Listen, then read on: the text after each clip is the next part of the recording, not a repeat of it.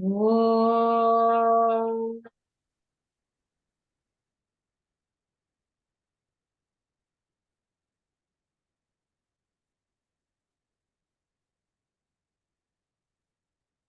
Om.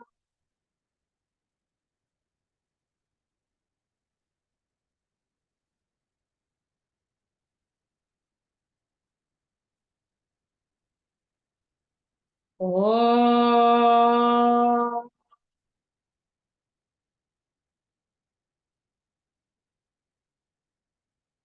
Om Sahana Vavatu Sahanao Bhunaktu Saha Viryam Karavavahai Tejasvinavadhitamastu ma vidvishavahai.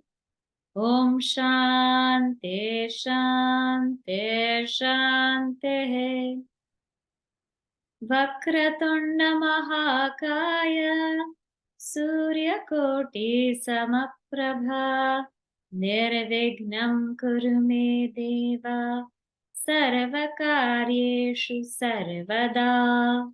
Sarasvati Namastubhyam Varade Kamarupini Vidyarambham Karishyami Siddhir Bhavatu me Sada.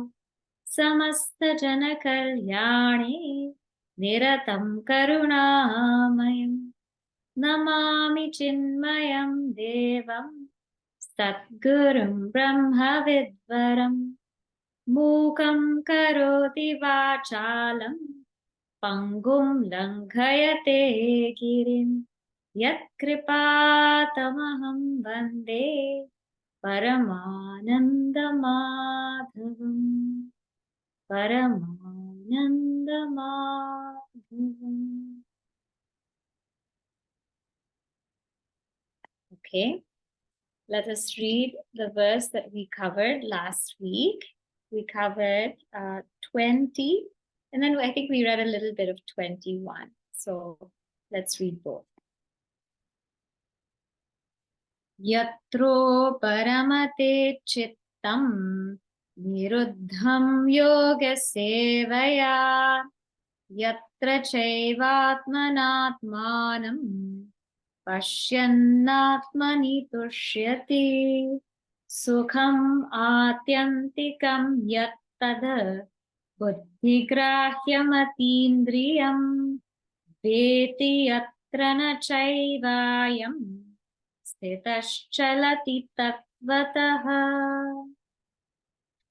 Okay, so we are on chapter 6, and the topic that's going on now is Nirvikalpa Samadhi. So from verses 10 to 19, the whole of Ashtanga Yoga, Patanjali Maharishi's Ashtanga Yoga was shown or was exhibited in these verses, and also a sample of Nirvikalpa Samadhi. Now, from verses 20, 21, 22, what Nirvikalpa Samadhi, the results of it, that's what's shown, right? And when does it actually happen? That's what's shown. So this is a topic that we're in, 20, 21, 22. In 20, what we saw is when the mind, when the chittam, when the mind, niruddham, which is absorbed. So remember, niruddham is the 5th stage, right? It's not a mind that is distracted, or what we call kshipta, not a mind that is mudha or in total inertia, not a mind that is occasionally distracted, vikshipta, and not even a mind that is so single-pointed, ekagrata, not even that kind of mind. This mind is a mind that's absorbed, absorbed. Niruddham, it is merged in the self, or what we say, like the salt doll has dissolved in the ocean, like that.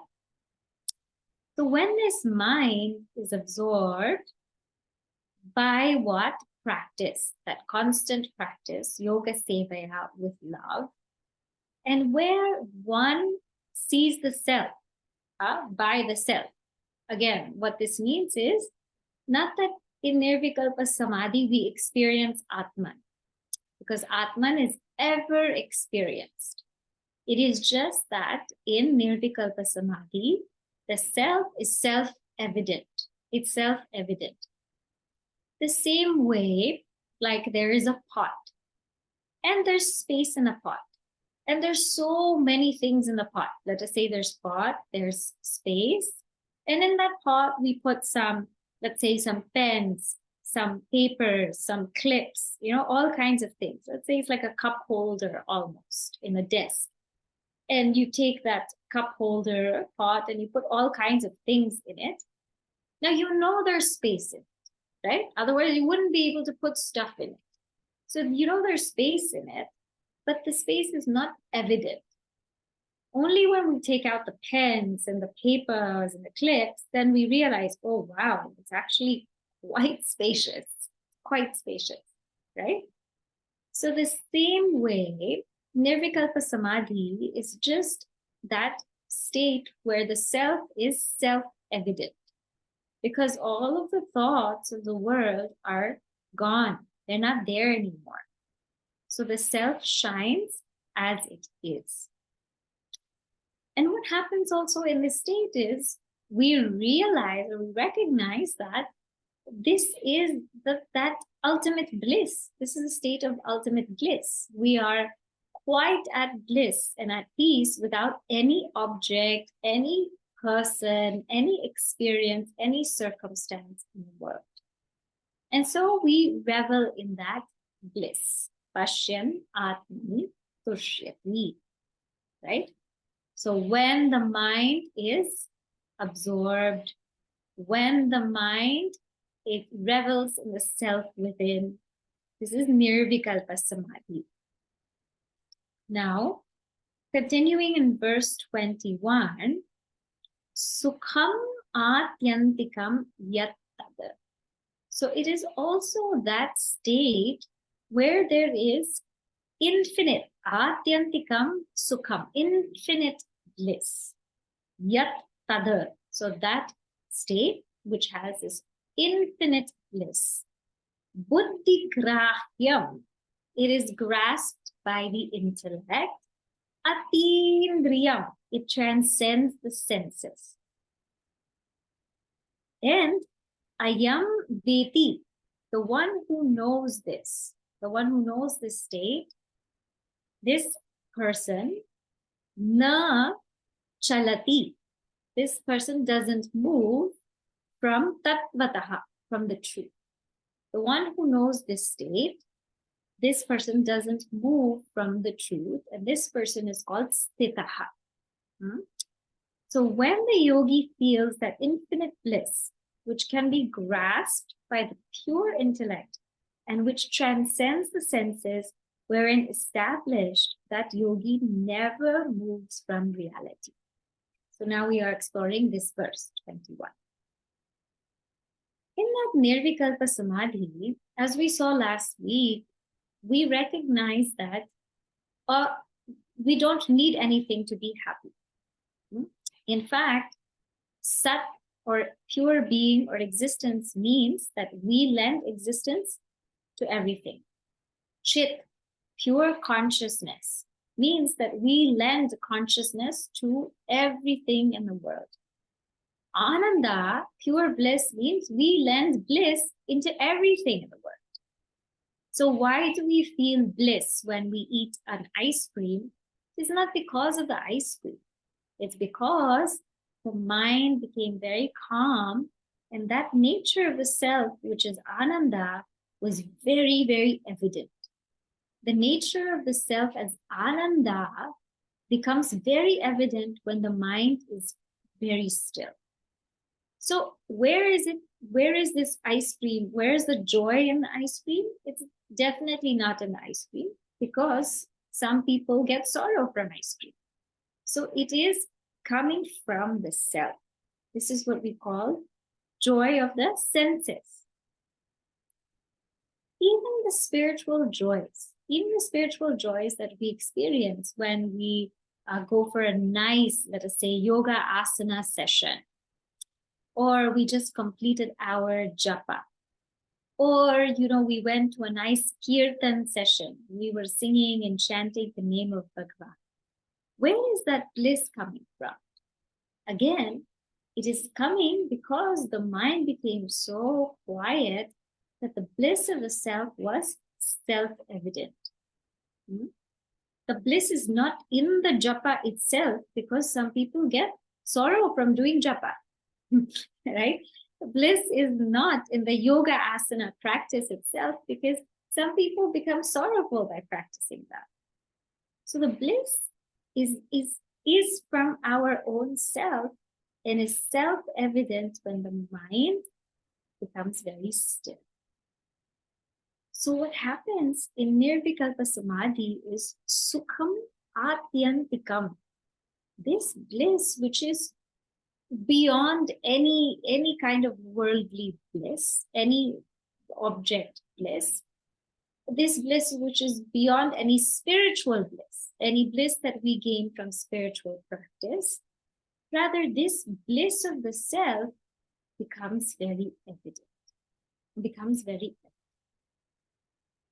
And that state, how do we get into that state? Buddhi grahyam. Because remember, last week we also saw the difference between sleep and samadhi. Sleep, we go into sleep with ignorance and we come out with ignorance. In Nirvikalpa Samadhi, we go in with the thought that I am that pure self. I am Brahman, Aham Brahmasmi. So we have gone with that thought that we are that pure self, buddhi grahyam. And what happens is that thought becomes very, very subtle, that it becomes a vasana. So in the beginning, that thought is quite gross. And as it gets deeper and deeper and deeper, it gets subtler and subtler and subtler, that it disappears from the radar of our awareness itself. It just goes on. So it starts gross and then it becomes subtle, this state. And atindriyam. So this state is obviously where we are not relying on any joys from the senses or mind. Indriya means instrument, the senses or the mind. We're not relying on any of those joys. This is not the kind of joy like we would get from the Annamaya Kosha or food sheet. Let us say for Thanksgiving, everybody had such lovely meals and dinners and everything like that. And you derive such a joy from eating a certain kind of food, right? Whether it's pumpkin pie or whatever it is, there's a joy in that. Or there's a joy in Pranamaya Kosha, the joy from doing physical exercise, taking a walk, breathing fresh air.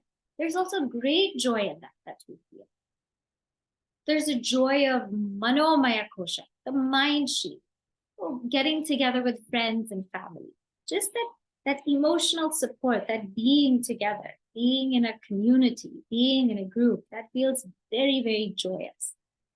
And there's a joy of the Vijnanamaya Kosha, the intellectual sheet, where we create something, we ideate, we learn something new. That's also a great joy. That's a great kick, right? And there's the joy of Anandamaya Kosha, which can be deep sleep, which is very, very joyous. Or it can be when we get completely absorbed in what we're doing in our daily life, like a painter gets lost in painting. So these joys are all indriya, in the level of the mind and the level of the senses. Anandamaya Kosha is a little bit above, but it still qualifies here as something that comes and something that goes. So these joys, they come, they go, and they're very short-lived. They're very short-lived. So this Nirvikalpa Samadhi, where we recognize the bliss of the self, it becomes self-evident. This is completely beyond that, above that and beyond that, because we begin to recognize that we ourselves are the source of joy. And that's such a great thing, that we ourselves are the source of joy. So we don't need to run after anybody, run after anything. We ourselves are the source of joy. This becomes very clear.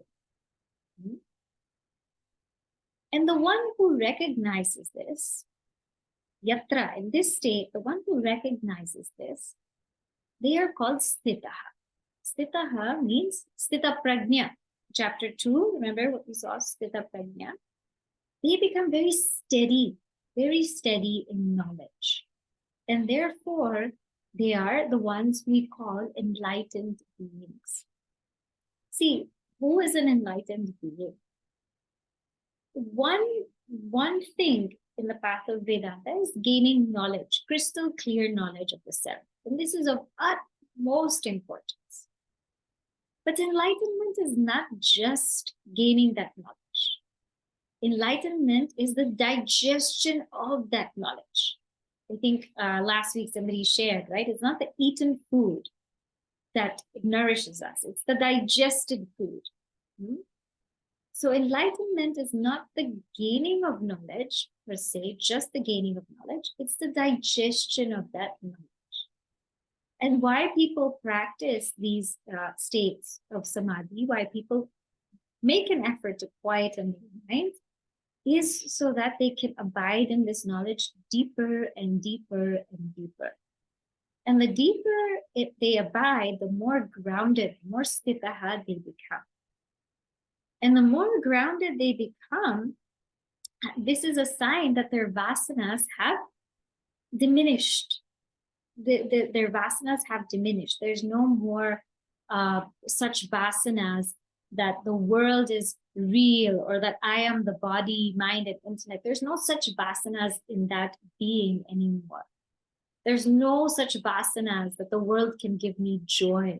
There's no such vasanas that I am the desirer, the doer, the enjoyer. There's no such vasanas of these types. And because they're so steady, they're so sthitaha, then na chalati tattvataha. They never move away from the truth. They never fall from the truth.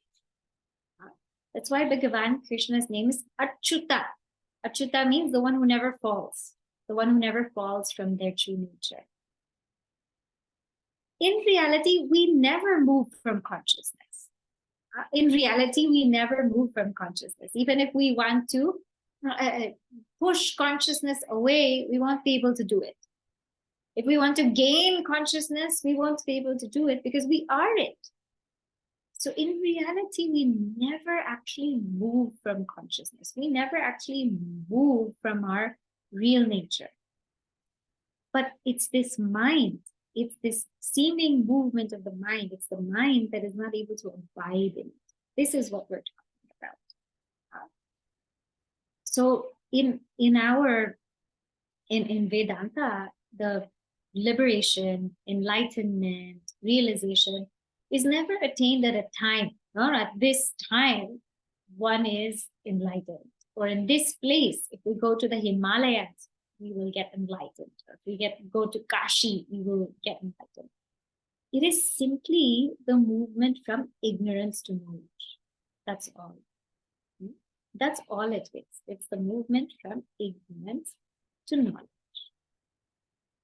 So that being who has gained knowledge, who has now practiced to absorb their mind in the self, to remove these thin layers of vasanas that still exist, they become very steady and their mind never moves from that.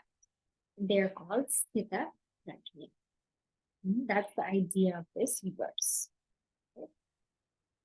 Now, what is the gain of the Sthithaprajna? Can we go a little bit deeper into the gain of this Sthithaprajna? So now we go into verse 22. Yam labdva cha param labham. Yam labdva cha param labham. Manyate nadhikam tataha. Manyate nadikam tataha. Yasmin sthito na dukhena. Yasmin sthito na dukkhena. Gurunapi vichalyate. Gurunapi vichalyate. Yam labdva cha param labham. Manyate nadhikam tataha. Yasmin sthito na dukkhena. Gurunapi vichalyate. So this state is yam labdva, means having obtained this state. Aparam labham na adhikam. There is no greater gain than this. Aparam labham, another gain. Adhikam tataha. Then this, there is none. Huh? This person, na manyate. They understand that there's no greater gain than this. And yasmin, this is the state in which sthitaha, again you see the word sthitaha. So you keep seeing this sthitaha connected to Sthithaprajna, which the one who's established is vichalyate, is not moved. Na vichalyate, is not moved. Dukkhena guruna api, even by the heaviest of sorrows. So this state, which having obtained, one thinks that there is no other gain superior to it. Wherein established, one is not moved even by the heaviest of sorrows. So why again go into these deeper practices, right? Why not be content with just crystal clear knowledge? Why go into these practices? I remember when we were studying, one of the Swamijis had told us, he said, don't strive for the fire of knowledge.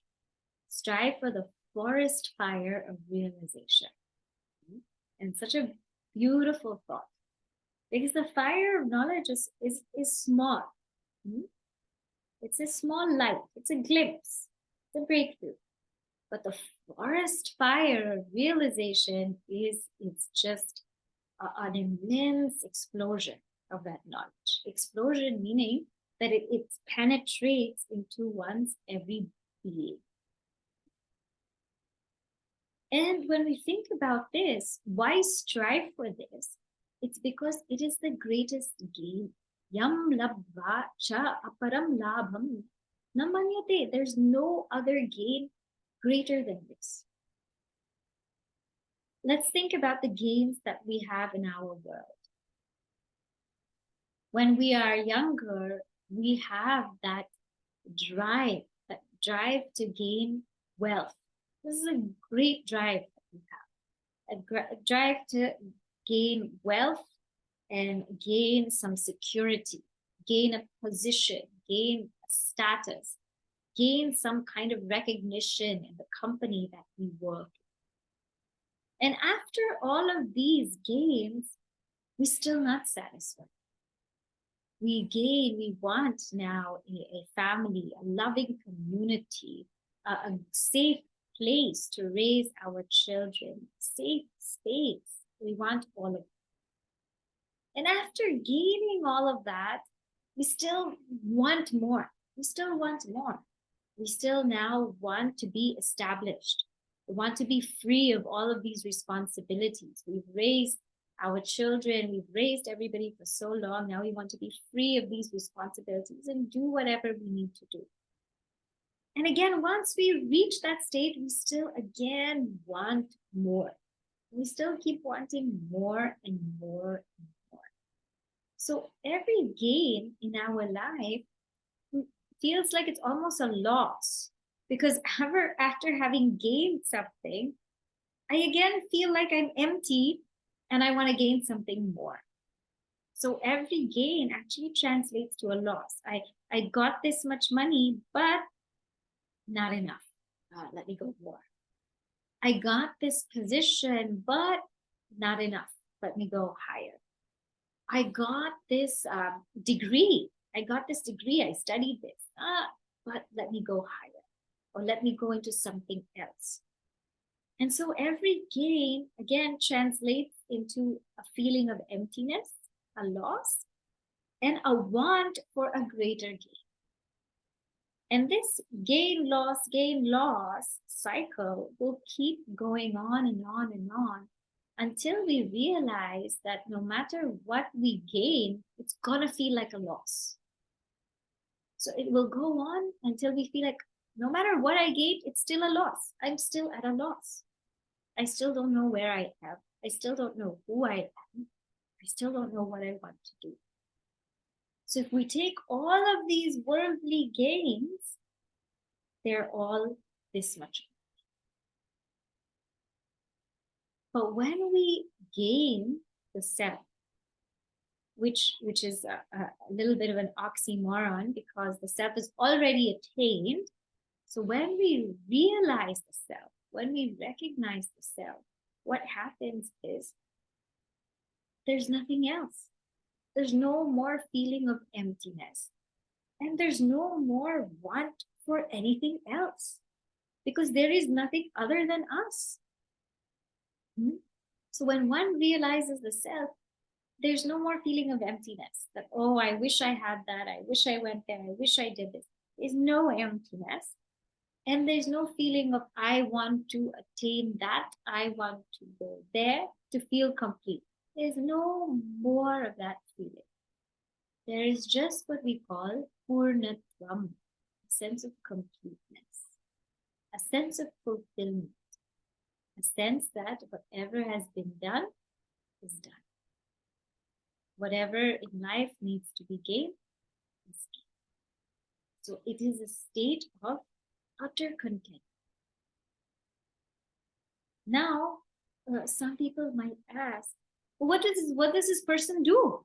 If they're so content in life that they don't have anything out there to get, anything out there to gain, anything to run after, what does this person do? They surrender to the divine will. They become these instruments of Bhagavan. I'm going to read you something from Bhagavad Ramana Maharshi's book. Very beautiful. And it brings the idea of this yam labdvacha param. It says here, a master is one who has meditated solely on God, has flung his whole personality into the sea of God and drowned and forgotten it there, till he becomes only the instrument of God. And when his mouth opens, it speaks God's words without effort or forethought. And when he raises a hand, God flows again through that to work a miracle. So this is Yam Labdha. The one who has realized or recognized the self doesn't have any more agenda. We'll see, we also saw before, Sarvarambha Parityagi, no agenda, no motive. But because they have lost their individuality completely, they become such a ready instrument for the divine to flow. And so it says that one has flung their own personality into the sea of God. Just imagine what that's like, and drowned it and forgotten it there. And so they only become just an instrument. And when their mouths open, it speaks the words of Bhagavan. And when they act, they do the works of Bhagavan. So that is how they live their life. That's how they live their life. This is what we call a Sthithaprajna, a great master.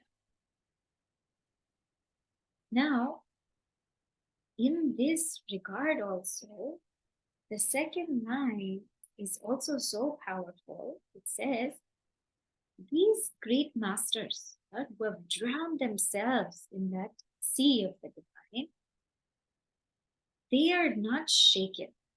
Na vichalyate. Dukkhena gurunapi. Even by the heaviest of sorrows. The term guru in verse 22 does not mean teacher. It means heavy. Guru also means heavy, the opposite of lagu, light.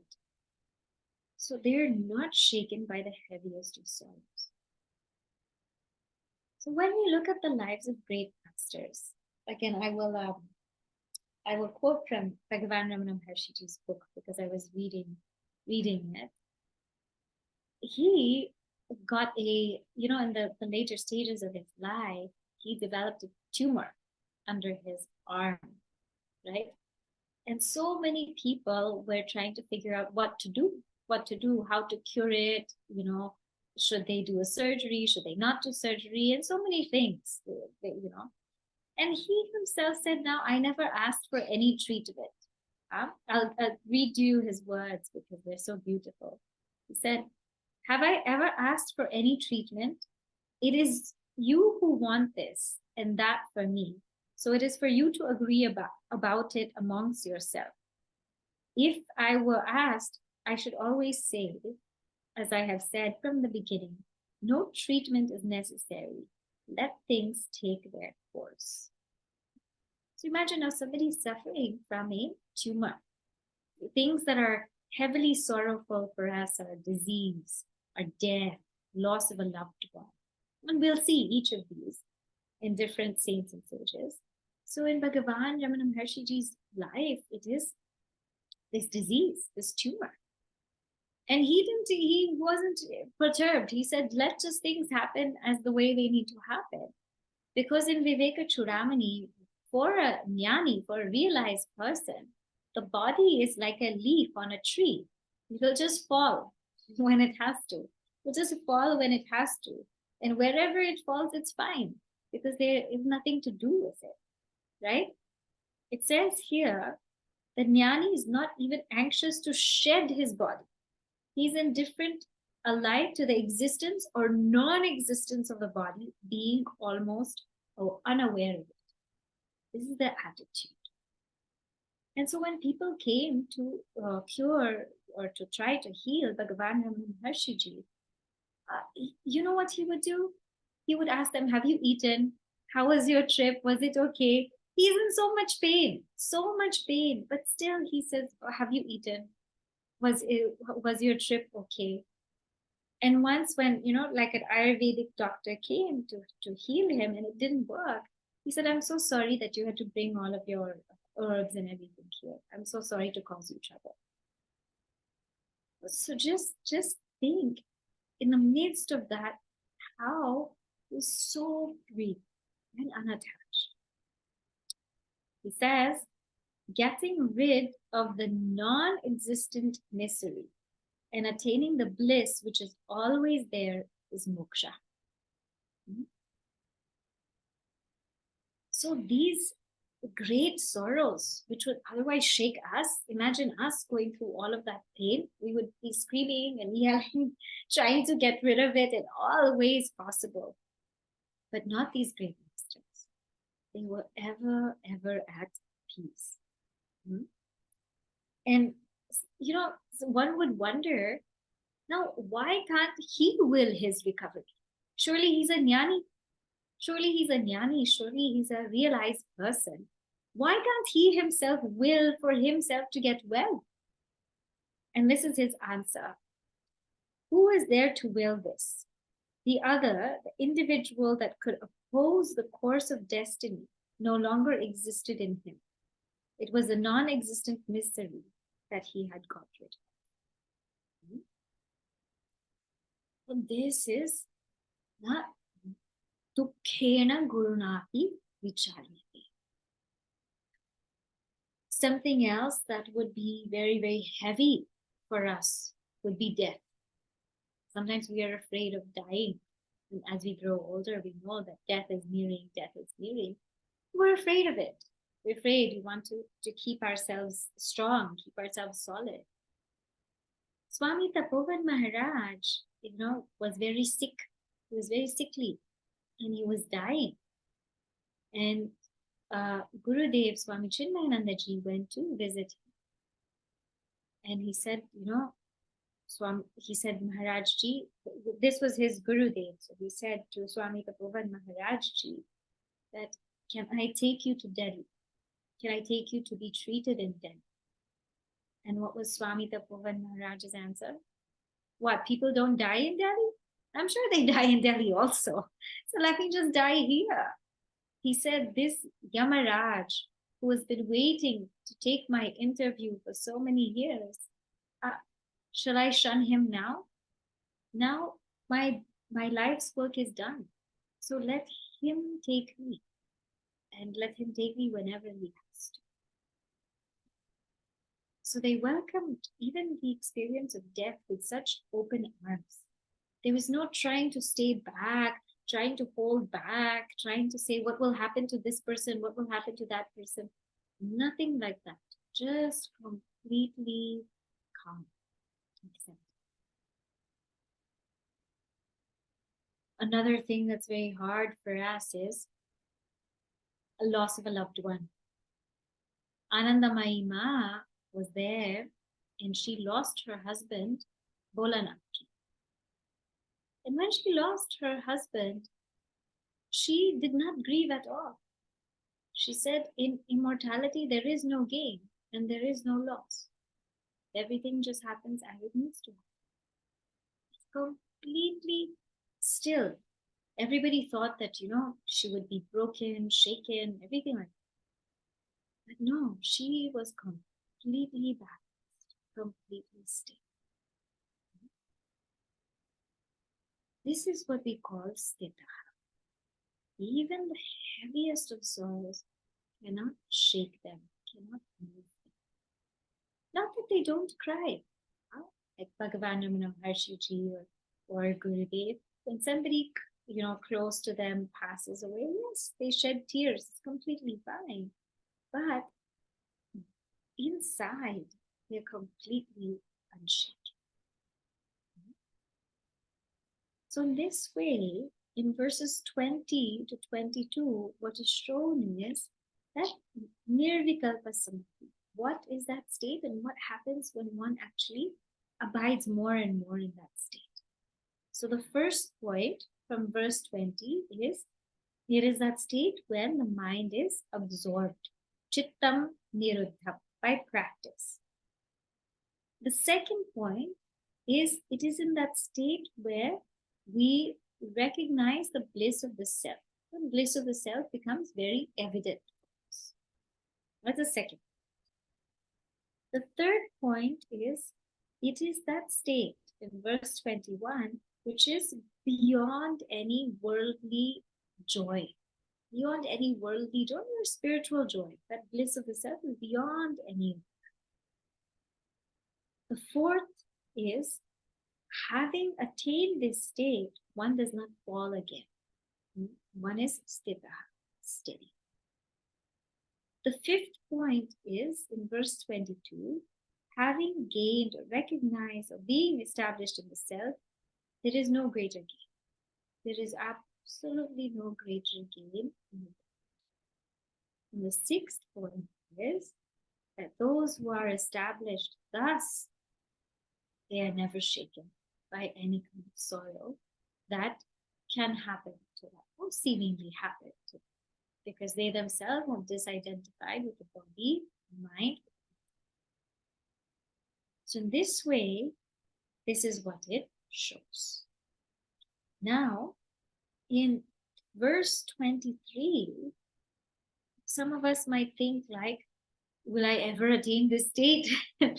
How far am I on this path? And what about me? What is my progress? Where do I go? So in verse 23, we will now explore that topic. Tam vidya dukkha samyoga. Tam vidya dukkha samyoga. Yogam yoga sanyitam. Viyogam yoga sannidam. Sanishchayena yoktavyaha. Sanishchayena yoktavyaha. Yogo nirvinna chetasa. Yogo nirvinna chetasa. Tam vidya dukkha samyoga. Yogam yoga sanyitam. Sanishchayena yuktavyaha. Yogo nirvinna chetasa. So what does this verse say? Tam vidya, let it be known that yoga sanyitam, this is the name of yoga. What is the name of yoga? Dukkha samyoga viyoga.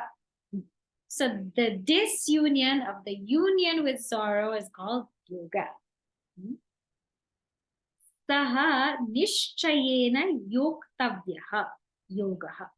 That yoga, saha yogaha, nishchayena yoktavya, with determination, should be practiced. How? Anirvirna chetasa, with a mind that is steady and undespairing. Let it be known, the severance from the union with pain is yoga. The yoga should be practiced with determination and with a mind steady and undespairing. So here, a beautiful definition of yoga is given. Usually, when we think of the word yoga, it comes from the root yuj, which means to unite.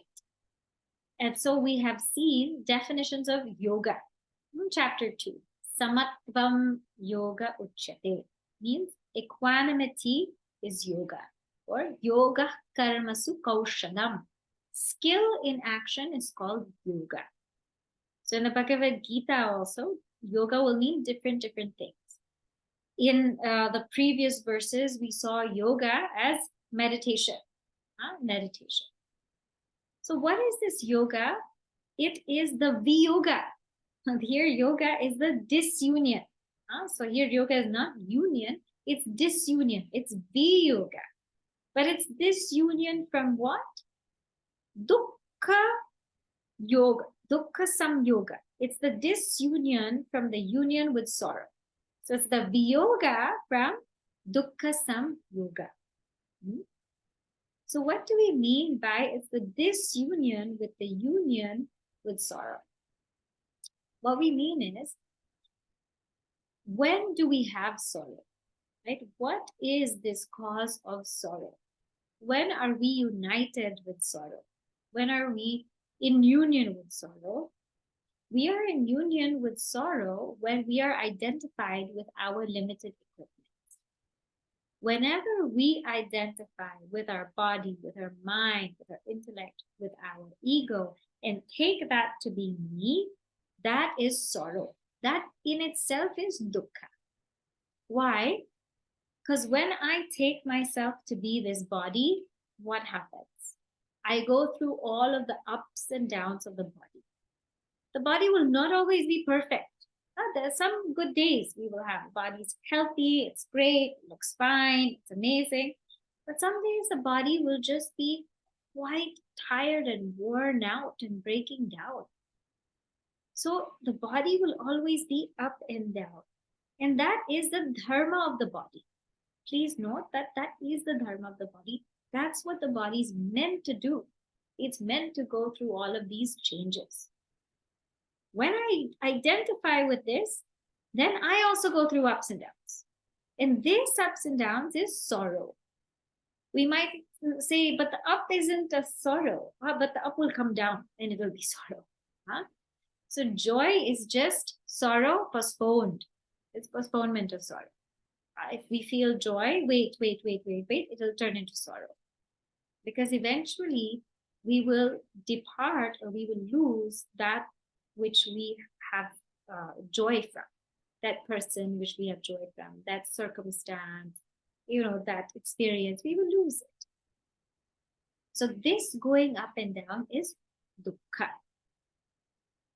The identification with the mind is also dukkha.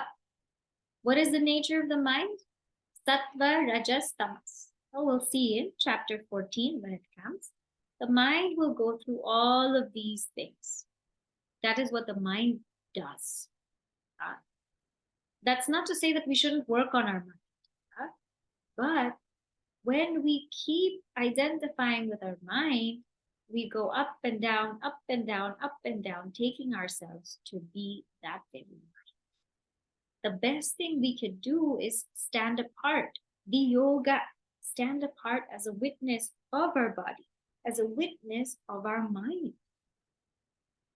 Our ego, our personalities, our individualities will keep changing. They'll keep changing. Our roles, our responsibilities will keep changing. What people think of us, how people see us, all of that will keep changing. How we see ourselves. Again, to identify with this limited ego, that itself is sorrow because it's so limited. It's so limited. So whenever we unite, whenever we unite with this body, with this mind, with this intellect, with ego, that is a union with sorrow. Identification with all of this is a union with sorrow. And when we disidentify, when we disunite, that's called yoga. When we stand apart as a witness to all of these happenings, that is yoga. That is that meditation. That's the first step of that meditation is vivicya. Vivicya means to separate ourselves from all of these things. This is not me. Like Adi Shankaracharyaji's Nirvana Shatkam. Right? Mano buddhi ahankara chittani naham. I'm not this mind, I'm not this intellect, this memory, this ego, not all of that. That is yoga. That distinction, that disidentification, that is yoga. But remember, this is only the first step. First step is that disidentification.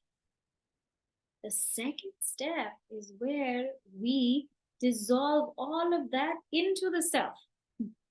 So the first step is I am not the body, I'm not the mind, I'm not the intellect, I'm not the ego. The first step. But the second step is that actually all of this is me. All of this is appearing in me. It's not two things. It is not the seer and the seen. It is that the seen is nothing but actually the seer. The seen is nothing but an appearance in the seer. Second step is called pravilapya. First step is called vivicya, where we separate. Second step is called pravilapya, where we actually dissolve that seen into the seer. And we reach that oneness or advaita. So this is yoga. This is the meditation to be practiced. That I am not any of this. I am that pure self, and actually all of this is appearing in me. This is to be practiced, this yoga, saha yoga, nishchayena, with utter determination, yoktavya. It is to be practiced. And anirvinna chetasa, with that undespairing mind. Sometimes, when we are given these practices, we're kind of lost a little bit because we feel like it's so incredibly hard. It's so incredibly hard. And with this regard, our Shastra gives a very beautiful story of this bird. I'm sure I had told you this before because it's a nice one. This bird has lost its eggs in the ocean. Lost its eggs in the ocean. And what it's doing is, by its beak, it is emptying the ocean drop by drop. So imagine a small little bird loses its eggs in the ocean, and it is emptying the water in the ocean drop by drop, in a hope to find its eggs. And the other birds are there and saying, what are you doing? You will never empty the ocean. You will never have that happen. But this bird says, no, I'm going to keep doing it. And all of a sudden, this bird was seen by Narad Rishiji. And Narad Rishiji saw this bird's, determination to empty that ocean. No matter what happens, that bird just kept going. And Narada went to Garuda. Garuda, that eagle of Bhagavan Vishnu, and said, you have to help this bird. Look at this bird, how this bird is so determined to get its eggs. You have to help this bird. And so Garuda came. And because Garuda is this fierce, big, huge eagle, when it flaps its wings, it was able to dry up the ocean. It was able to dry up the ocean, so much so that the bird could then get its eggs back. And that was the undespairing mind of the bird. So in this practice also, our minds, if we just keep doing, Bhagavan will recognize our efforts. It's always said that God helps those who help themselves. Bhagavan will recognize our efforts. And by grace, that grace of God will also lift us up. If we keep practicing, if we just keep practicing. This is a nirvina chetasa. Now, some might say, this practice is tough for me. So I'm going to give you sort of a series of practices that can be done. But I will start with the first one and then go in gradually succeeding order. Okay. First one is Atma Vichara. Atma Vichara, this is the direct way to liberation. Atma Vichara means inquiry into the self, self-knowledge. If one practices this path and then, sits quietly and contemplates on that knowledge which has already been heard and understood, this is the direct way. This is the direct path. But now let us say that one is not clear about that knowledge yet. Knowledge is not exactly clear yet, not exactly coming to fruition. Some doubts are still there, a little bit shaky. It's okay. The second best thing then would be to practice this contemplation on that self with faith. So the first one is with vichara. First one is with complete understanding and clarity, and contemplate on the self. Reiterate that knowledge which is gained in Shravana. This is with vichara. The second step is, if that's not possible, then sit, contemplate on the self with faith, with Shraddha. Contemplate with faith, and eventually what will happen is through that contemplation, the mind will become clearer and clearer and clearer. And the next time we are able to listen to this knowledge, we will be able to absorb it deeper. Now, if one is not able to do that, because this contemplation on what we call Nirguna Brahman is quite difficult. Brahman doesn't have any qualities. It's asthulam arasvam, means it is not thick, it is not thin, it is not red, not blue, it is not light, not darkness. It's a negation of everything. This might be difficult. Then the next best option is take up an Ishta Devata. Ishta Devata, a form of god or goddess whom one reveres. Take up that form of Ishta Devata and keep your mind focused on that Ishta Devata. Because then what will that do is that will help one to develop single-pointed focus. Because the problem then is it's hard to focus the mind. So that will help the mind develop that single-pointed focus. And once that focus is developed, then it becomes easier and easier to do this self-inquiry, right?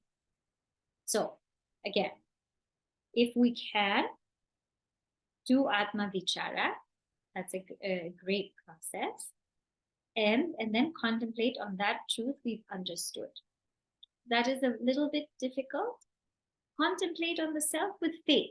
We might not understand what Aham Brahmasmi means or I am Brahman. We might not fully understand, but keep contemplating and it will come. It will come. Mind will become clearer. If that's also not possible, it's a little bit hard, then take up an Ishta Devata. Take up a form of God whom you revere and keep contemplating on that Bhagavan. That Bhagavan will give us or will grace us with that purity of mind to be able then to understand the knowledge even deeper, right? And now here, don't think that there's no higher low. Although I've told you this is the closest to liberation, Atma Vichara, what is the best thing for a seeker is match your mind. There's no higher low. It's wherever my mind is in, whatever state my mind is in, that's the kind of spiritual practice I should take up. It is being completely honest with ourselves. Because if we're not able to hold our mind and focus our mind, then there's no point in taking up such deep practices. And if we are able to hold our mind and focus our mind, then maybe it's time to deepen the practice. So the best thing is to watch where our mind is, right?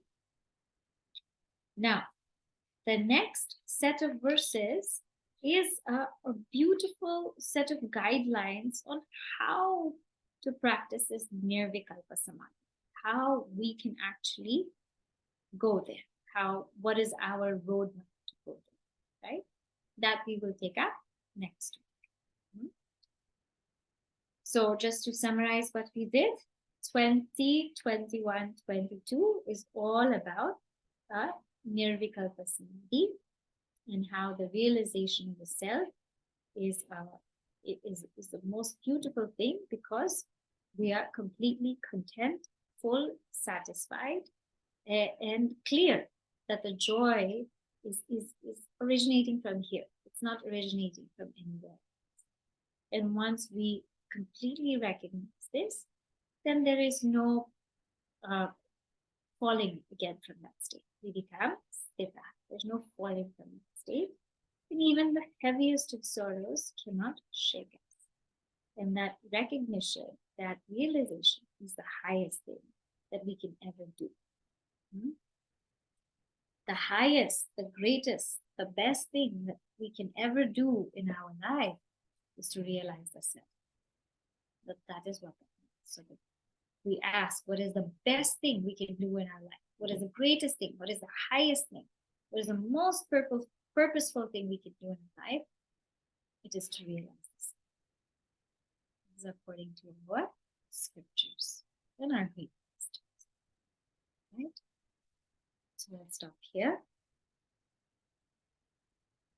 Om Purnamada Purnamidam Purnat Purnamudachyate Purnasya Purnamadaya Purnamiva Vashishyate.